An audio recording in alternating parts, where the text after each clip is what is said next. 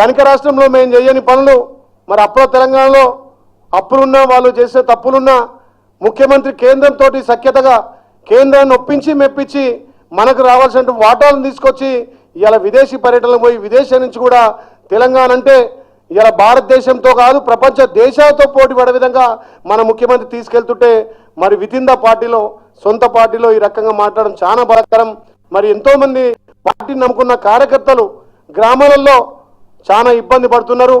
మరి ఎంతోమంది కష్టపడితే మనం ఎమ్మెల్యేలుగా మంత్రులుగా ఇలా అధికారం వచ్చిన తర్వాత మరి ప్రజలకు సంక్షేమం అందియాలి, పార్టీని నమ్ముకున్న కార్యకర్తలకు మనం న్యాయం చేయాలి. ఏదైనా ఉంటే సిఎల్పి సమావేశం కానీ మన పిసిసి అధ్యక్షుని ఆధ్వర్యంలో గౌరవ ముఖ్యమంత్రి అందరం కూర్చొని మాట్లాడుకొస్తున్న విషయాన్ని బహిర్గతంగా ఆ సుష్మిత మాట్లాడడం చాలా తీవ్రంగా బాధ కలుగుతుంది. అదేవిధంగా ఆమె మాటలు తీవ్రంగా ఖండిస్తున్నాం. తప్పకుండా సురేఖ గారు కూడా స్పందించి ఆమె మాటలను ఖండించి పార్టీకి ప్రభుత్వానికి ఎక్కడ కూడా ఇబ్బంది లేకుండా మన ప్రభుత్వం చేస్తున్న అభివృద్ధి కార్యక్రమాలు లోతుగా తీసుకెళ్లాల్సిందిగా వారు కూడా విజ్ఞప్తి చేస్తూ ముఖ్యంగా మా యాదాద్రి భువనగిరి జిల్లాకు సంబంధించి 22A కింద ఉన్నటువంటి నిషేధ జాబితాలను గత 4 నెలల కిందనే అసెంబ్లీలో నేను మాట్లాడడం జరిగింది.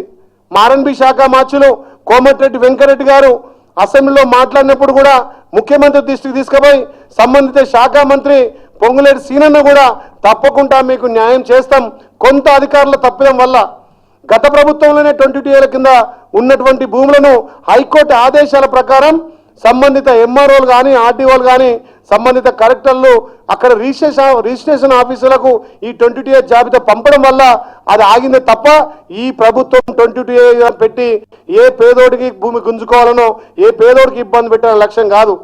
కాంగ్రెస్ ప్రభుత్వం అంటేనే పేదలకు బడుగు బలహీన వర్గాలకు ఎస్సీ ఎస్సీలకు భూములు వంచిన చరిత్ర కాంగ్రెస్ పార్టీది. పేదోళ్లకు ఇండ్లు కట్టించిన ప్రభుత్వం కాంగ్రెస్ పార్టీ. అలాంటి కాంగ్రెస్ పార్టీ ప్రజల కోసం ప్రజల సంక్షేమం కోసం పనిచేస్తుంటే ఇలా ప్రతిపక్షాలు చిల్లర మాట్లాడుతున్నారు. మా గౌరవ ముఖ్యమంత్రి నాకు పిలిచి మాట ఇచ్చిండు, నువ్వు అసెంబ్లీలో మాట్లాడు, ఇలా సంబంధిత శాఖ మార్చులు మీకు దానికి చేస్తారంటే పొంగులేటి సీనన్న కూడా యాదాద్రి భువనగిరి జిల్లా ఉన్నటువంటి 22Aను తీసేస్తా అని చెప్పి మాట ఇవ్వడం జరిగింది. ఆ దశగా పనులు జరుగుతూ ఉన్నాయి. దీని మీద గౌరవ మంత్రి ఆర్ఎండ్బి శాఖ మార్చులు కోమటిరెడ్డి వెంకరెడ్డి గారు కూడా నాకు హామీ ఇవ్వడం జరిగింది. ముఖ్యంగా యాదాద్రి భువనగిరి జిల్లాలో అధికారుల నిర్లక్ష్యం వల్ల 39,000 మంది కుటుంబాలు ఇవాళ నిషేధ జాబితాలో ఉన్నాయి. దాన్ని మా పెద్దలు రెవెన్యూ శాఖ మార్చులు పొంగులేటి సీనన్న కూడా పర్యవేక్షణలో 22Aలను మాత్రం పూర్తిగా నిషేధ జాబితాను తొలగిస్తారని మాట ఇచ్చింది. కాబట్టి పార్టీకి అందరం విధేయులుగా ఎంతో మంది కార్యకర్తలు కష్టపడితే ఇలా మనం ఎమ్మెల్యేలుగా ఎంపీలుగా ఎమ్మెల్సీగా గెలిచాం. కాబట్టి దయచేసి వితిన్ ద పార్టీలో మన ముఖ్యమంత్రి చేపడుతున్న అభివృద్ధి సంక్షేమాలను పేద ప్రజల కోసం ప్రతి గడపకు అందే విధంగా ముందుకు తీసుకుపోవాల్సిందిగా విజ్ఞప్తి